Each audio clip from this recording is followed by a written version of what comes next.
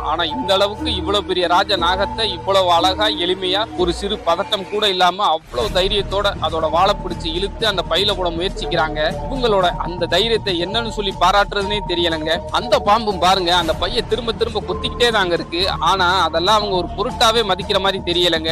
ஏதோ ஒரு சாரப்பாம்பை பிடிக்கிற மாதிரி அதோட வாழை பிடிச்சு இழுத்து சிரிச்சுக்கிட்டே அதை உள்ள போட முயற்சி பண்றாங்க. பாம்பும் இவங்க கிட்ட இருந்து எப்படியாவது தப்பிச்சு போயிடும் தாங்க பாக்குது. இவங்களும் கடைசி வரைக்கும் அதை விடுற மாதிரியே தெரியலங்க. பாம்பு அந்த பைக்குள்ள போக ஆரம்பிச்சதுக்கு அப்புறமா இந்த சின்ன பைக்குள்ள எப்படி அவ்வளவு பெரிய பாம்பு அடைக்கிற முடியும் தான் நினைச்சோம். எங்க கண்ணவே எங்களால நம்ப முடியலங்க.